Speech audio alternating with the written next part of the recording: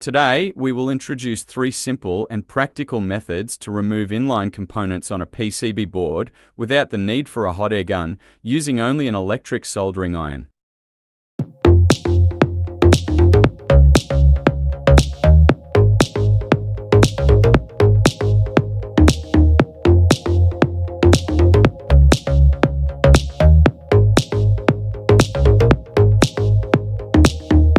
Number 1.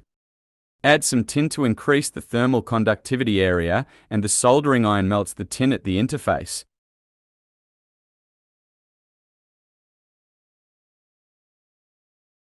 When the solder melts, use tweezers to remove it, or gently remove it, and the components are successfully removed. Number 2. Use a tin strip to remove all the tin.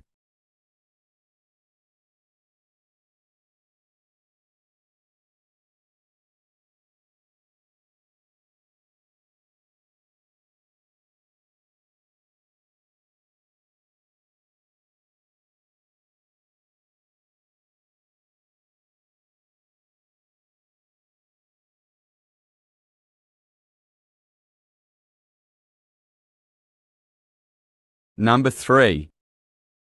Cut a suitable length of thick copper wire and place it at the multi-pin component. Apply some soldering flux first, and then solder the copper wire and pins together.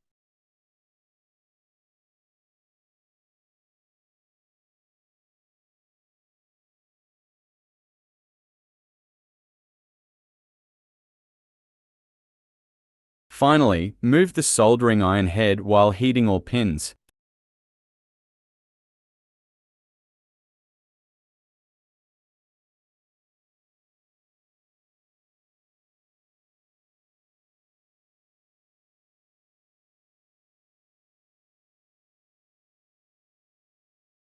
The above methods can successfully remove the components. If you have any other good methods, please leave a message in the comment section.